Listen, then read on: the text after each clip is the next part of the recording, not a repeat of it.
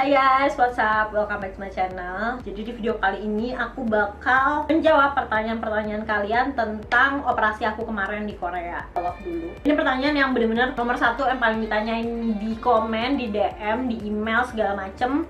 Berapa harga total cost? Guys, ini bener-bener aku tuh nggak bisa kasih tahu kamu sekian gitu karena nanti aku takutnya misleading karena kan setiap orang kebutuhannya beda-beda. Dari kamu misalnya ke Korea nih, terus kamu disaranin untuk CC yang berapa aja itu udah beda. Terus untuk brand apa aja itu udah beda. Rumah sakitnya di mana itu udah beda. Terus kayak flightnya juga setiap hari kan beda-beda. Jadi kalau ditanya total harga ya aku juga bingung gitu. Takutnya nanti malah salah, malah kalian nanti kok nggak sekian kayak gitu. Pokoknya kalau kamu emang pengen bener-bener serius pengen operasi tapi bukan cuman kepo, kamu langsung aja email ke inquiry@docfinderkorea. Di sini aku taruh, terus juga di description kamu tinggal copy paste aja, nggak susah kok. Nah ini kalau kamu emang udah bener-bener yakin ya, jangan cuman karena kepo terus kamu pengen tanya-tanya gitu. Nah di Docfinder Korea tuh juga konsultasi gratis, dan kalau kamu misalnya kamu jadi nih operasi gitu, kamu nggak akan dapat biaya tambahan buat diakses sama Docfinder Korea. Jadi Docfinder Korea bener-bener free service, jadi kamu tinggal langsung kontak aja, nanti kamu bakal konsultasi dulu, terus habis konsultasi nanti kalau udah oke semuanya kamu bisa langsung berangkat ke sana, dan tiap banget Docfinder Korea pasti assist kamu dari untuk penjemputan di airport sampai nanti dikasih tahu obat dan segala macam. Pokoknya kalau kamu udah tahu video aku sebelumnya, kalau kamu udah nonton, kamu tahu banget kalau Docfinder Korea itu yang benar-benar assist aku dari A sampai Z. Kalau misalkan kamu belum nonton, ditonton dulu aja. Oke, terus yang kedua ini yang benar-benar banyak juga yang nanya, berapa lama sih hasil akhirnya kelihatan? Nah sebelumnya untuk berapa lamanya itu sendiri balik lagi ke kondisi tubuh kalian kan, karena setiap orang metabolismenya beda, cara penyembuhnya beda, terus kayak gaya hidupnya juga beda-beda gitu. Tapi kalau aku untuk breast surgery sendiri itu aku bisa bilang mungkin 3 bulan. Itu bener-bener dari masa aku operasi, setelah 3 bulan itu baru berasa kayak I have a normal breast gitu loh, ngerti gak sih? Kalau dari bulan pertama itu emang kayak aneh banget, kayak agak keras gitu.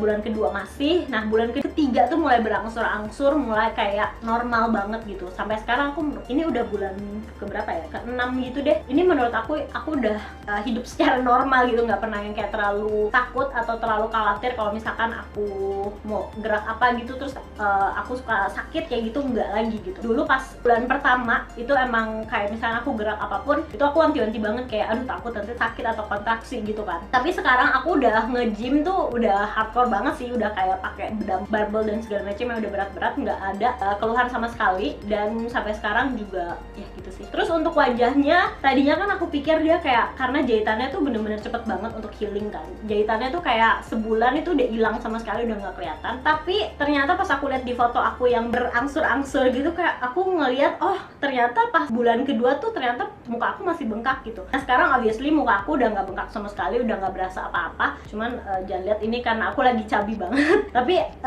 kalau dibilang bengkak udah nggak sama sekali. Jadi mungkin aku juga bisa bilang untuk si wajahnya sendiri bengkaknya hilang mungkin sekitar 3 bulanan gitulah. Jadi untuk kamu yang minat untuk operasi dari breast ataupun kulit lifting gitu, dari yang seperti yang aku lakukan, mungkin kamu bisa siapin waktu kayak 3 bulan gitu. Nah ini juga banyak ditanyain juga ke kalian ya, pada nanya nyesel atau enggak. Nah untuk ngejawab pertanyaan kalian itu bener-bener enggak, sama sekali nggak ada penyesalan. Karena dari dulu ya sebenarnya breast surgery ya, ini aku ngomongin breast surgery dulu. Dari breast surgery itu aku bener-bener emang udah pengen, cuman nggak pernah ada keberanian karena aku belum pernah operasi kan. Nah setelah aku operasi liposuction itu, tadinya yang aku mau liposuction sekalian untuk breastnya, aku tuh takut banget gitu. Sebenarnya pengen, cuman kayak takut banget karena aku belum pernah sama sekali operasi apapun di badan aku tuh waktu itu belum pernah sama sekali, kecuali operasi gigi, which is beda banget gitu kan. Nah setelah aku operasi liposuction, aku jadi lebih tahu prosesnya kayak gimana, walaupun aku tahu pasti beda gitu kan, cuman prosesnya kayak apa aku udah kebayang gitu. Nah setelah aku liposuction itu sekitar 2 bulan, aku tuh bener-bener kayak aduh kenapa nggak sekalian gitu. Itu bener-bener penyesalan aku waktu itu, kenapa nggak sekalian breast surgery gitu kan. Terus ternyata setelah mungkin setahun ya, aku lupa sih, setahun setengah atau berapa lama lah gitu. Nah aku nanya lagi nih ke Dogfinder Korea, ke Anna gitu kan. Anna, aku pengen ini kira-kira boleh nggak ya kalau habis liposuction terus berasa jerih. Ternyata kan emang nggak masalah sama sekali. Yang bikin aku juga makin yakin karena teman-teman aku, teman-teman beauty khususnya, mereka tuh beberapa orang yang udah operasi di Korea juga. Aku tanya ke mereka kan kayak sakit nggak sih, bla bla segala macem, agak takut, tapi pas ngelihat hasilnya kayak what, I want it gitu. Jadi ya disitulah aku mulai yakin karena kayak teman aku bisa, berarti kan aku juga bisa gitu kan. Nah terus pas di sana sebenarnya aku tuh nggak rencana untuk operasi lifting ya. Cuman aku waktu itu mau minta mata aku tuh lebih dibuka, terus pipi aku kan agak turun. Tadinya aku mau minta lemaknya di remove gitu. Tapi ternyata dokternya menganjurkan jangan sampai nge-remove lemak di wajah karena kita tuh perlu, apalagi kalau misalnya kita udah tua itu kita tetap perlu lemak untuk di wajah gitu kan. Nah disitulah aku disaranin untuk lifting di sini, terus di sini juga, terus untuk Aquascope juga dan segala macem. Untuk penyesalan nggak ada sama sekali lah, gila bener-bener kayak aku tuh ngerasa banget kayak pipi aku, walau jangan lihat sekarang ya kan aku lagi cabi banget, tapi bener-bener kayak beda banget dari yang kemarin karena kan aku tuh kayaknya elastisitas kulit aku tuh gampang banget kendur gitu, jadinya kayak aku butuh bantuan gitu untuk lebih ngencengin kulit aku gitu. So untuk nyesel atau enggak sama sekali, just bukan yang jadi edek gitu juga enggak sih, cuman maksudnya kalau emang aku perlu, kayaknya aku nggak takut untuk ngelakuin prosedur lagi gitu sih. By the way, di sini aku pengen ngasih tahu kalau aku bukan mensuggest kalian semuanya untuk harus operasi, enggak sama sekali. Just do what you think it's best for you. Kalau misalkan itu membuat kamu happy, why not? Kalau misalkan kamu menurut kamu ini this is not me, aku nggak bakal pernah operasi, that's fine gitu. Jadi kita di sini tolong jangan komennya tuh jangan terlalu negatif gitu loh. Jadi setiap orang kan beda-beda ya prinsipnya gitu. So yes, positive vibe. Nah untuk facelift sendiri dulu tuh aku ngebayangin takutnya kayak bakal aneh banget gitu, tau kan yang kayak terlalu lebay gitu. Tapi ternyata pas aku pertama di meja konsultasi, aku dikasih lihat before dan after lifting. Jadi pas aku lihat dia ini bener-bener natural banget, senatural itu. Jadinya aku kayak oh iya sih, ya udah deh coba deh gitu kan. Ternyata setelah healing aku bener-bener merasakan semua teman-teman aku literally pada bilang kayak lu lebih muda sih, kayak lu tuh lebih kenceng gitu loh. Apalagi kalau ketemu langsung, lebih kelihatan kalau ketemu langsung sih sebenarnya. Oke, terus abis gitu ini pertanyaan yang ketiga, apa yang dirasain setelah operasi?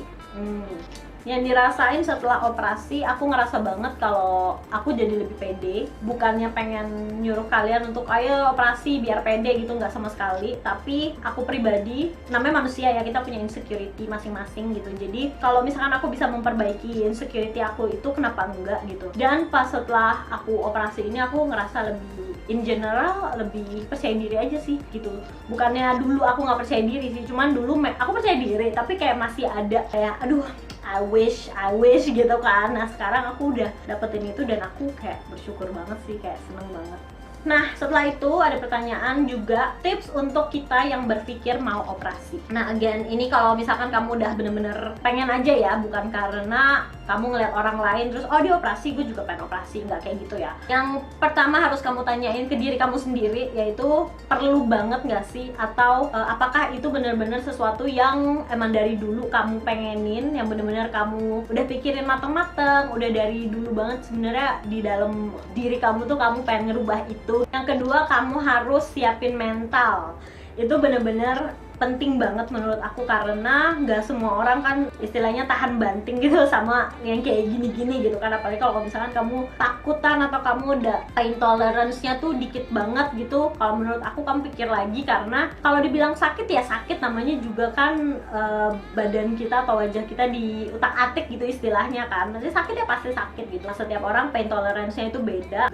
Terus juga kamu harus memperhitungkan proses pemulihan. Kalau misalkan kamu harus kerja yang nonstop, nggak bisa libur, kayaknya itu agak susah menurut aku, karena emang tergantung operasinya sih sebenarnya. Kalau misalnya operasi yang besar, kamu butuh at least 1 bulan untuk benar-benar recover sampai kamu bisa beraktivitas. Itu juga mungkin abis itu aktivitas bakal sedikit ke limit gitu, tapi tergantung balik lagi ya ke operasi apa yang kamu lakukan gitu. Nah selanjutnya ini juga nggak kalah penting, apakah kamu financially ready, karena operasi itu nggak murah sama sekali, lumayan mahal gitu kan kalau dibilang. Apalagi kalau misalkan kamu pengennya yang kayak ke luar negeri gitu kan operasinya. Kamu harus memperhitungkan dari flight, terus hotel, terus makan di sana, terus rumah sakit, dokter, belum lagi kayak tambahan ini itu obat dan segala macem. Itu kamu harus bener-bener pikirin matang-matang. That's why kenapa jangan tanya sama YouTuber gitu. Kamu bener-bener harus tanya langsung ke sumbernya gitu. Kalau enggak nanti nggak akurat, kamu nanti salah perhitungan gitu. Jadi kalau emang udah minat beneran, langsung aja email ke inquiry@finder.Korea. Nah yang terakhir, jangan males untuk searching, cari-cari video experience atau artikel atau apapun itu, atau bahkan kalau lebih baiknya lagi tanya ke temen kamu yang emang udah pernah ngejalanin gitu. Kalau emang enggak, ya tanya langsung ke konsultasi yang tadi aku bilang. Pokoknya bener-bener harus konsultasi dulu, karena konsultasinya juga gratis, jadi nggak usah takut untuk diminta bayaran gitu. Pokoknya just konsul dulu. Nah intinya sih ya, pengalaman aku operasi di Korea sampai sekarang ini udah yang kedua kali, aku bener-bener puas banget karena dari aku dapat agensi itu yang bener-bener helpful banget dari Dokfinder Korea. Aku selalu di-assist sama Ana, itu bener-bener ngebantu banget deh. Kalau enggak tuh aku pasti bakal kebingungan gitu kan. Terus abis gitu untuk dari dokternya sendiri kelihatan banget mereka tuh very professional, very yang terbaik lah gitu di bidangnya. Terus dari rumah sakitnya itu atau kliniknya itu semuanya benar-benar higienis. Aku tuh pas mau masuk ruang operasi pun kaget kayak, wah, ini ruang operasinya bersih banget, udah kayak bersih banget. Kamu nanti aku bakal masukin di sini. Itu tuh benar-benar kayak jadinya ngerasa lebih safe, ngerasa lebih percaya aja gitu. Jadinya nggak worry atau nggak ketakutan kalau misalkan ada ini itu gitu. Dan juga Dokfinder Korea itu cuman bekerja sama dengan rumah sakit yang punya dokter anestesi yang standby. Jadi nggak mungkin klinik yang nggak terakreditasi gitu loh. Jadi bener-bener pasti Dokfinder cuman menyarankan klinik atau rumah sakit yang benar-benar terpercaya. By the way, aku cuma pengen nge-share sih sebenarnya. Kemarin tuh pas aku berangkat ke Korea, sebenarnya aku emang rencana banget pengen beli di duty free gitu kan. Cuman jujur kalau misalkan aku di bandara, aku milih-milih tuh kayak aduh takutnya kelamaan. Apalagi kan kalau di bandara kita biasanya buru-buru kan, terus udah kayak nggak fokus, capek dan segala macem. Nah, aku tuh pengen ngasih tahu kalau kamu bisa download aplikasi ini, namanya Sheila Duty Free. Setelah kamu download, kamu bisa lihat semua produk yang ada di Sheila Duty Free. Dan karena ini adalah duty free, jadi harganya jauh lebih murah daripada di toko asli. Kalau kamu menggunakan jasa Dokfinder Korea, kamu bisa dapetin mileage sebesar 3,7 sampai dengan hampir 15 juta rupiah.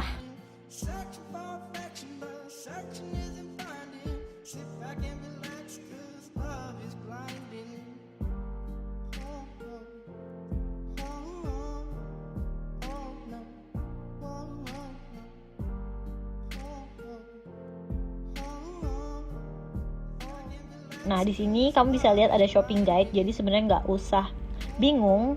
Jadi pertama, kamu harus registrasi dulu member kamu.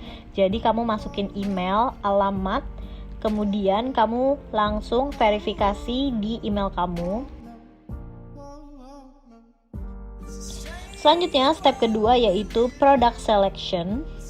Jadi di sini kamu bisa tuh window shopping semua produk di Sheila Duty Free. Setelah kamu udah pilih, kamu bisa masukin ke keranjang. Setelah itu ada yang namanya order creation atau settlement, yaitu adalah customer information dan departure information. Jadi kamu masukin semua detail flights kamu supaya dia tahu kapan dan di mana harus diambil. Step keempat, voucher tiket. Nah, di sini kamu isi deh customer information dan juga departure information kamu. Nah, yang kelima, proses pengambilan atau pick up. Jadi kamu harus bawa voucher, paspor, dan boarding pass kamu ke point of departure.